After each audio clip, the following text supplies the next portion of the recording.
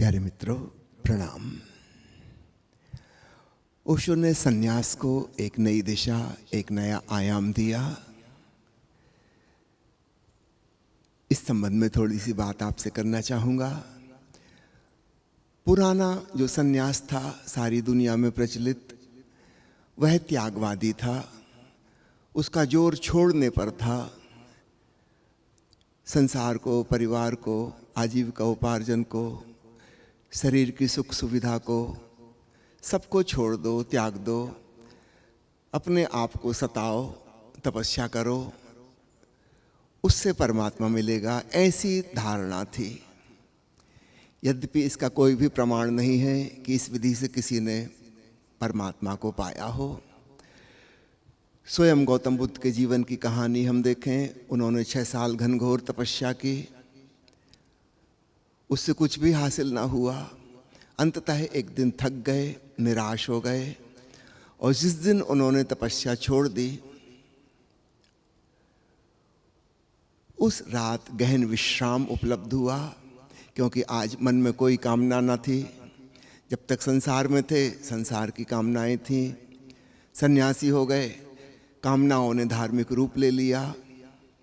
अब ईश्वर को पाना है, मोक्ष को पाना है, निर्वाण को पाना है, अगला जन्म सुधारना है, स्वर्ग जाना है, इत्यादि इत्यादि।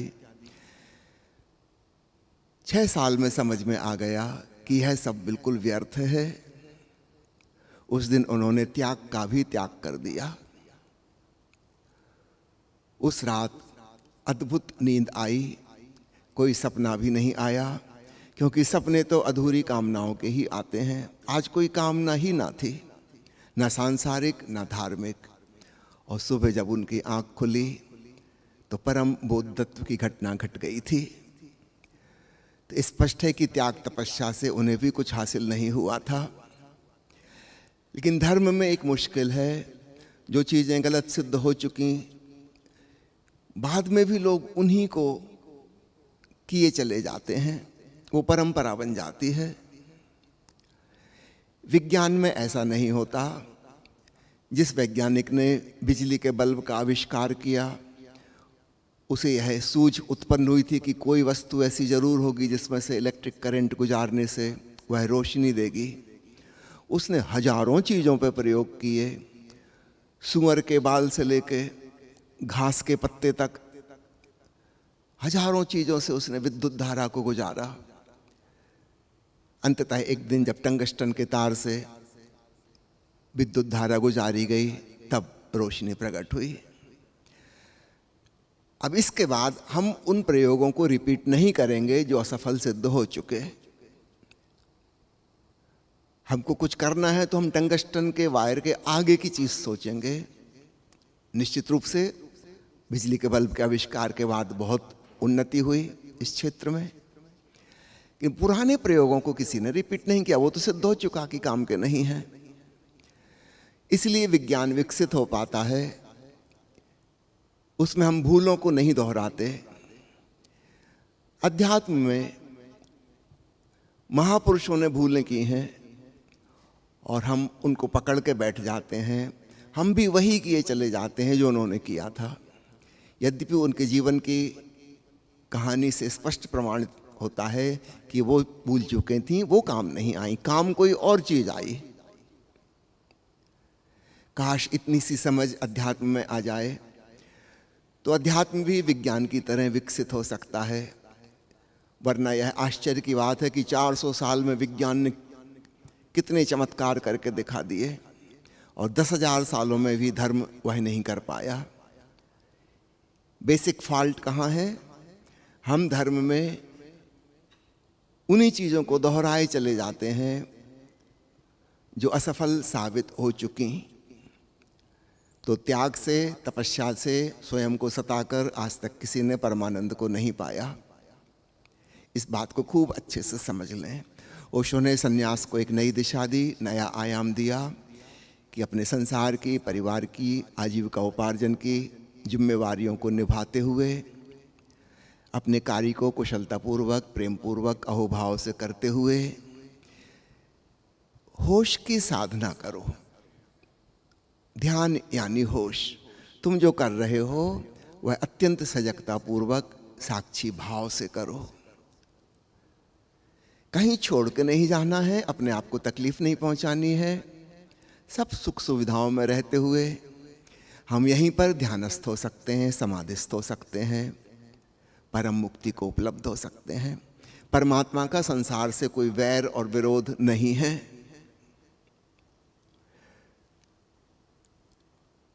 एक बहुत ही अद्भुत धारणा, जिसे कहना चाहिए झोरवादी बुद्धा संक्षेप में, जहाँ झोरवा प्रतीक है संसार का, विज्ञान का, धन का, समृद्धि का, सुविधाओं का, और बुद्ध प्रतीक हैं अध्यात्म के, ध्यान के, समाधि के, निर्वाण के। इन दोनों का समन्वय और सामंजस्य। अकेले बुद्ध अधूरे हैं, अकेले झोरवा भी अधूरे हैं। दोनों का समन्वय। स्वयं ओशो इसके उदाहरण हैं। ओशो के पहले भी कुछ लोग हुए हैं। आज हम पीछे पलट कर देखें तो सबसे बड़ी रिवॉल्यूशनरी स्टेप उठाई संत कबीर साहब ने। उनके पहले तक संन्यास्त और गृहस्थ, ये दो अलग अलग कोटियां थीं। कबीर साहब के साथ एक नया सिलसिला शुरू होता है। उन्हें हम कह नहीं सकते संन्यास्त हैं कि गृहस्थ हैं। विवाह भी किया, बच्चे भी हैं, अपना काम धाम भी करते हैं, बाजार सामान बेचने भी जाते हैं, सांसारिक जीवन जीते हुए, और उन्होंने साधना के द्वारा सच्चिदानंद को पा लिया। ओशो ने अंग्रेजी में कबीर साहब पर जो प्रवचन माला दी है उसका शीर्षक रखा है द रिवॉल्यूशन। वास्तव में कबीर साहब ने बड़ा क्रांतिकारी कदम उठाया। उनके पहले कोई सोच भी नहीं सकता था कि ऐसा संभव है। हम मान के ही बैठ गए थे जो संसार में रहेगा, अध्यात्म उसके लिए नहीं है, और जिसको अध्यात्म में गति करना है उन्हें संसार छोड़ना होगा। कबीर साहब ने कुछ नया सूत्रपात करके दिखा दिया। उनके बाद गुरु नानक देव जी आए।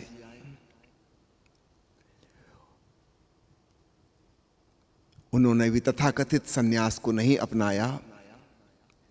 अपनी घर गृहस्थी, अपनी नौकरी, परिवार, उसको जारी रखा, अपने उत्तरदायित्वों को निभाया, और यहीं रहते रहते उन्होंने एक ओंकार सतनाम को पा लिया। स्पष्ट है, संसार से परमात्मा का कोई वैर हो भी नहीं सकता। अगर वह सृष्टा है और यह उसकी सृष्टि है, इसमें विरोध कैसे होगा? एक पेंटर अगर एक पेंटिंग बनाता है तो इसीलिए तो बनाता है ना कि उसे यह चित्र, यह रंग बहुत पसंद है, तभी तो उसने बनाए। गुरु नानक देव जी के बाद और गुरु साहेबान आए, 10 गुरु हुए। यहां तक कि अगर तलवार भी उठानी पड़ी, उस समय की जरूरत थी, तो वह भी किया। एक नया ढंग सन्यासी का, वह सैनिक भी हो सकता है जरूरत पड़े तो। यह बात पहले अकल्पनीय थी। आपको जानकर आश्चर्य होगा, गुरु ग्रंथ साहब में सिख गुरु साहिबानों के अलावा अन्य जिन संतों की वाणी संग्रहित की गई है, वे सब वही लोग हैं जिन्होंने घर गृहस्थी का त्याग नहीं किया था। इस बीच में और भी संत हुए त्यागवादी, उनकी वाणी को गुरु ग्रंथ साहब में जगह नहीं दी गई है। ये बहुत महत्वपूर्ण बात है, स्मरणीय। गुरु ग्रंथ साहब में केवल उन संतों की वाणी है जो संसार के विरोधी नहीं थे। फिर रामकृष्ण परमहंस हुए,